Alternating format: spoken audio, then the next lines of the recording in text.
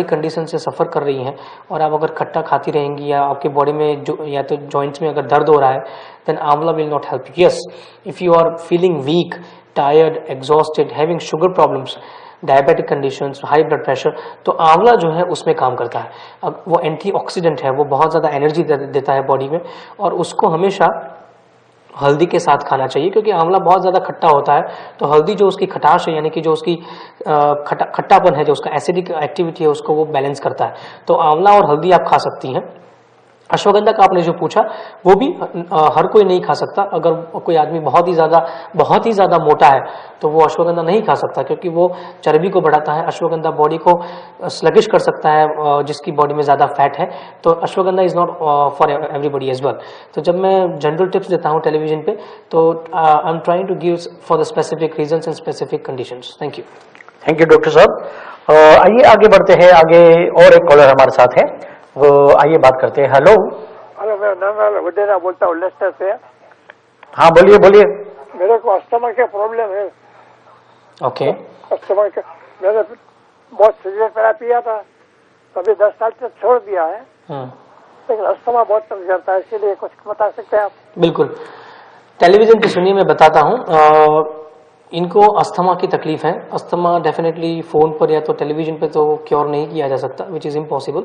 लेकिन इसमें जो 2 जनरल टिप्स देना मैं चाहूँगा, एक तो अस्थमा में जो म्यूकस फॉर्मेशन काफ़ी होती है, तो त्रिकटु करके एक टैबलेट आती है। त्रिकटु जो है उसमें सौंठ, मरी और पीपर होता है, जो डाइजेशन को इम्प्रूव करता है। जितने भी अस्थमेटिक पेशेंट होते हैं उनके खाने का कफ बनता है, यानी जो भी वो खाते हैं उसका म्यूकस बनता है। तो त्रिकटु जो है वो डाइजेशन को काफ़ी अच्छा करती है, जिसके कारण उनकी अस्थमेटिक कंडीशन में जो म्यूकस लंग्स में जो पैदा होती है वो कम होना शुरू हो जाती है।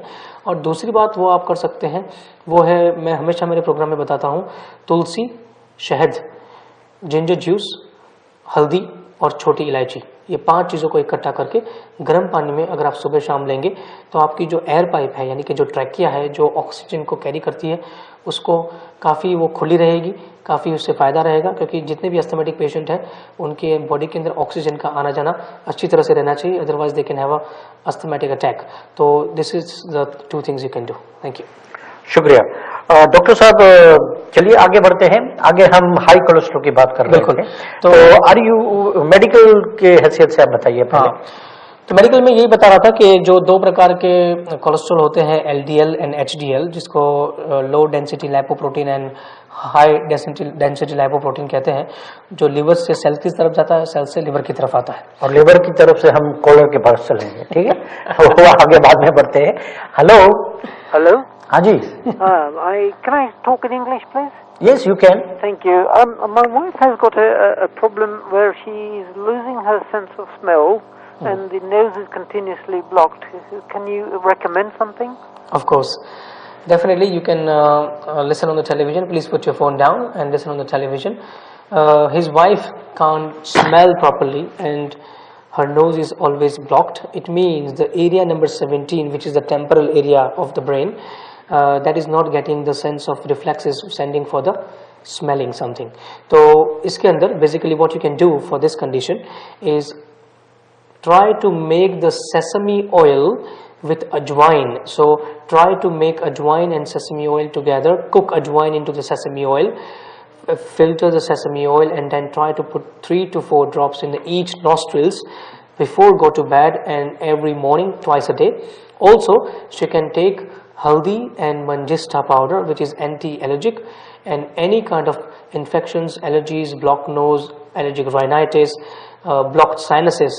In all these conditions, this powder is very useful. Mix these 2 powders, take a 1 tablespoon morning, 1 tablespoon evening with the warm water. That will help her. Thank you. Thank you. आगे बढ़ने से पहले डॉक्टर साहब, मैं दर्शकों को ये बता दूं कि अगर आप डॉक्टर साहब से मिलना चाहते हैं तो आखिर में ईमेल एड्रेस और उनका फ़ोन नंबर आएगा। फ़ोन करके आप अपॉइंटमेंट बना सकते हैं, उनसे मिल सकते हैं और ज़्यादा जानकारी आप पा सकते हैं। 14-15 मई को डॉक्टर साहब वेम्बली में है, 21 मई को कॉवेंट्री में और 28 मई को वो लेस्टर में आपको मिलेंगे। और जो भी जानकारी आप जानना चाहते हैं तो याद रखिएगा इन डेटों को, 14-15 वेम्बली, 21 मई को कॉवेंट्री और 28 मई को लेस्टर में। और आइए अब आगे बढ़ते हैं फोन की तरफ। हेलो। हेलो। हाँ जी। हाँ, नमस्ते डॉक्टर साहब। नमस्ते नमस्ते। हाँ, मुझे ना अर्टिकेरिया हुआ था हाँ हाँ और उसकी वजह से I had lost my hair, the forehead का जो हेयर लाइन होता है और सिर में भी इची बहुत रहता है अभी भी, and also I am losing my eyebrows. Okay तो अर्टिकेरिया का इसके लिए क्या कर सकते हैं? बिल्कुल, आप टेलीविजन पे सुनिए, मैं बताता हूँ अर्टिकेरिया में क्या हो सकता है। अर्टिकेरिया जो है it's a immuno suppressive disease. Urticaria में कई बार फूड के कारण, खटाई के कारण, एसिडिक फूड के कारण पूरी बॉडी के ऊपर जैसे रैशेस निकलते हैं, प्लॉचेस निकलते हैं, बहुत ज़्यादा इची होते हैं। जैसे इनको उनके स्काल्प में है, वहाँ पे हेयर उनका कम्प्लीटली हेयर लॉस हो चुका है, वहाँ पर बहुत ज़्यादा खुजली आती है। अर्टिकेरिया में सबसे बेस्ट चीज़ है आयुर्वेद में बताई गई, वो है अजवाइन और हल्दी। अजवाइन और हल्दी को मिक्स करके अगर सुबह शाम एक बड़ा चम्मच गर्म पानी के साथ लिया जाए तो अर्टिकेरिया में जो रिकरेंस होता है, यानी कि खुजली होना, रैशेस बनना, खाने के बाद वो जो अटैक होता है सिस्टम के ऊपर, इन्फ्लेमेशन होता है, वो सारी चीज़ें कम हो जाती है। उसके अलावा रात को सोने के टाइम पे एक बड़ा चम्मच त्रिफला पाउडर लें, जिसके कारण टॉक्सिसिटी, जो बॉडी में एसिडिक कंडीशंस, जो टॉक्सिन्स इकट्ठे होते हैं, वो साफ हो सके। Thank you. Thank you. आगे बढ़ते हैं अगले कॉलर की तरफ। बिल्कुल। हेलो। हेलो। हाँ जी। हेलो जी, मैं डॉक्टर साहब से बात कर सकती हूँ? बिल्कुल कीजिए, बोलिए। हेलो। हाँ बोलिए। जी, मैं डॉक्टर रोहन से बात कर सकती हूँ? हाँ बोलिए बोलिए। जी, मुझे काफी दिनों से गर्मी मुंह में बहुत हो जाती है अगर मैं कोई गर्म चीज खाती हूँ, और मुझे टॉन्सिल्स का ऐसा कोई खास प्रॉब्लम नहीं है कि मैं आपको कहूँ कि बहुत प्रॉब्लम है, लेकिन अगर मैं खट्टी चीज खाती हूँ या कभी कोई ड्रिंक पी लेती हूँ, यानी कि कोई भी फिजी ड्रिंक हो और या कोई मतलब लिक्विड ड्रिंक कोई भी, तो उससे मेरे बहुत अफेक्ट हो जाता है, सो थ्रोट बहुत हो जाता है। उसकी वजह से मुंह में भी बहुत गर्मी होती है। ओके। और मेरी 52 इयर्स एज है। ओके। अल्लाह का शुक्र, अल्हम्दुलिल्लाह, I don't have any problem. Okay. So this is all I've got problem to be. Okay. गर्मी मुंह में बहुत हो जाती है and maybe menopause problem, I don't know really. Okay, I'll explain you now on the television. आप सुनिए television पे अपना फोन रख के। मुंह के अंदर गर्मी होना, स्पेसिफिकली माउथ अल्सर्स होना या तो मुंह के अंदर गर्मी होना, ये डाइजेशन से कनेक्टेड है ज़्यादातर, नहीं कि हार्मोनल से। डाइजेशन अगर आपका बहुत ज़्यादा गर्मी बना रहा है, मैदे में अगर बहुत ज़्यादा गर्मी है और वो गर्मी ऊपर की तरफ आ रही है, तो that is basically affecting the mouth mainly and creating lot of ulcers. इसमें 3 चीज़ करें आप। सबसे पहले मैदे की गर्मी को कम करना ज़रूरी है, तो उसके अंदर आप आंवला और सौंफ दोनों के पाउडर को मिलाकर, यानी कि फेनल सीड्स एंड आंवला दोनों के पाउडर को मिलाकर एक बड़ा चम्मच सुबह शाम लें, तो वो गर्मी को कम करेगा। वीक में 3 बार रात को सोने के टाइम पे त्रिफला पाउडर खाएं, जो आपके मैदे में से जो टॉक्सिसिटी है, यानी कि पेट को साफ करेगा, तो गर्मी को कम करेगा। और जो आपने गले की खराश की बात की, तो यस, वो टॉन्सिलाइटिस होने का कारण यही है कि जब कोई ठंडी या तो खट्टी चीज़ जाती है तो टॉन्सिल्स बहुत ज़्यादा इरिटेट हो जाते हैं। तो उसके अंदर में आप हल्दी और मंजिष्ठा ट्राई करें, जो बहुत ही ज़्यादा अच्छा उपचार है, बच्चों से लेकर बूढ़े तक सब खा सकते हैं एनी कंडीशंस में। हे फीवर में, एलर्जिक राइनाइटिस में, गले की खराश में एक बड़ा चम्मच सुबह और शाम गर्म पानी के साथ। Thank you. शुक्रिया। आइए अगले कॉलर की तरफ चलते हैं, देखते हैं कौन है। हेलो। हेलो। हाँ जी। हेलो। हेलो। हाँ बोलिए। हाँ जी, मैंने आपको सुना था, मेरे को कब्ज रहती है। हेलो। हाँ बोलिए बोलिए। हेलो, मैंने को कब्ज रहती है। ओके। ठीक है, तो आपने बोला था लास्ट वीक बोला था कि कास्टर ऑयल और च्यवनप्राश त्रिफला मिला के लो। That's right. तो वो रात को लेना या सुबह लेना? वो डिपेंड करता है। अगर आप घर पे हैं, कहीं जाते नहीं हैं, तो सुबह लेना ज़्यादा अच्छा है। जल्दी उठकर between 6 and 8 in the morning गर्म पानी के साथ। अगर आप काम पर जाते हैं, अगर घर पर नहीं है, तो रात को लेना अच्छा है। जनरली जितने भी जुलाब हैं, जितने भी कॉन्स्टिपेशन को दूर करने वाली दवाइयां हैं, वो अर्ली मॉर्निंग में ज़्यादा फायदा करती हैं रात की बजाय, क्योंकि रात को आप पाउडर खा के या टैबलेट खा के सो जाते हैं, सिस्टम हो आपकी वीक हो जाती है, स्लगिश हो जाती है, स्लो हो जाती है। लेकिन अगर आप सुबह खाएंगे अर्ली मॉर्निंग, तो आप 1 आध घंटे में जब आप एक्टिव रहेंगे, तभी आपको मोशन आ जाएगा। तो नहीं, मेरे कहने का मतलब कि उसको लेना कैसे है, कि पानी के साथ लेना या दोनों सिर्फ मिक्स करके लेना उसको? ओके, आप अपना फोन रखें और टेलीविजन पे सुनिए, मैं बताता हूँ। बेसिकली इसमें करना क्या है कि जो कास्टर ऑयल और त्रिफला पाउडर की इन्होंने बात की, उसमें बेसिकली आधा ग्लास गर्म पानी लेना है, उसमें 1 बड़ा चम्मच कास्टर ऑयल डालना है और 1 छोटा चम्मच त्रिफला पाउडर डालना है। ये तीनों को इकट्ठा करके आप गर्म पानी के साथ ले सकते हैं, वीक में 3 बार, उससे ज़्यादा ना लें प्लीज़। Thank you. शुक्रिया। हाँ, तो डॉक्टर साहब हाई कोलेस्ट्रॉल, हम लीवर तक पहुंचे थे तो उसके बाद क्या? Next collar. उसके बाद नेक्स्ट कॉलर। अच्छा, हेलो, आइए चलते कॉलर के साथ। हेलो। हेलो। हाँ जी। हाँ बोलो। हाँ, मेरे को डॉक्टर भाई साथ के बात करो। हाँ, वही कर रहे हैं बात। बोलिए बोलिए। हाँ, હું ગુજરાતીમાં બોલું? હા, ગુજરાતી બોલો। હા, મને છે ને સિરોસિસનો પ્રોબ્લેમ થઈ ગયો છે। Liver cirrhosis. હા ઓકે, હવે લિવર સિરોસિસ ટેલિવિઝન પર કે ફોન ઉપર રિપેર ના થાય, હા હા એટલે તમારે મને મળવું પડે। હા, બરાબર। તમારા બધા રિપોર્ટ સાથે લિવર ફંક્શન, સ્પ્લેનોમેગાલી હોય, ઇસોફેજિયલ વેરાઇસિસ હોય, હા હા જેટલો પણ તમને પ્રોબ્લેમ હોય હા એના બધા રિપોર્ટ્સ ને તમે મને મળો, હું તમને હેલ્પ કરીશ। તમને આલ્કોહોલના કારણ થયો છે કે બીજા કોઈ રીઝન ના, થી? આલ્કોહોલ પહેલા હતું, ઓકે હેવી હતું। ઓકે, પણ હવે નથી પીતા ને તમે?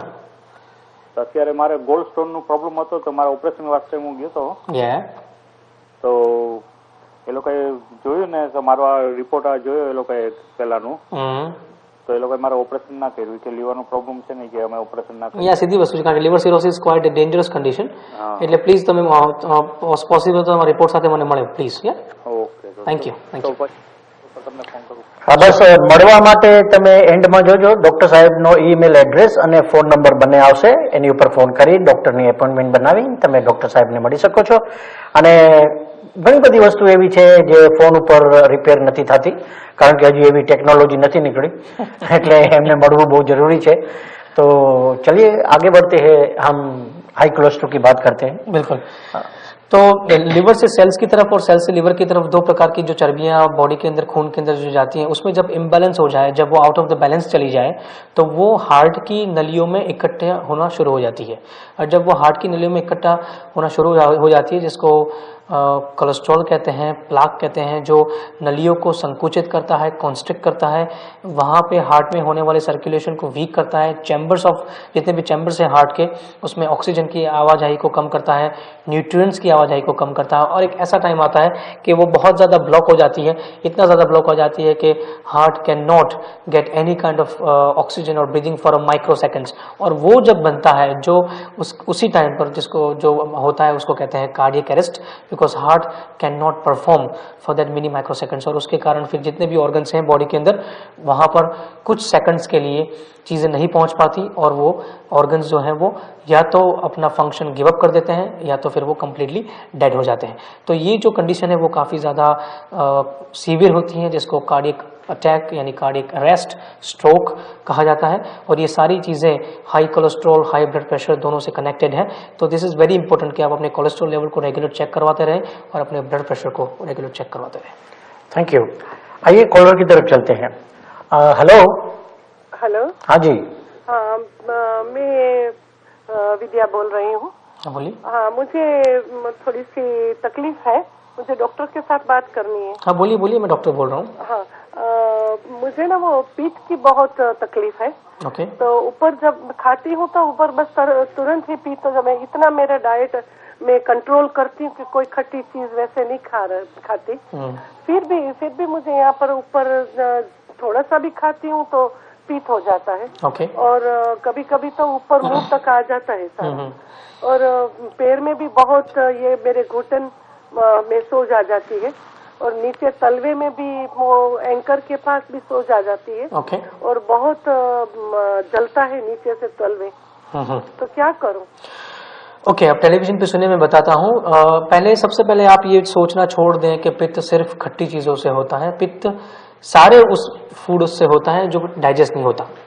बॉडी के अंदर जितने भी चीज़ें हैं जो डाइजेस्ट नहीं होती, वो या तो वायु या तो वो पित्त बनाती है।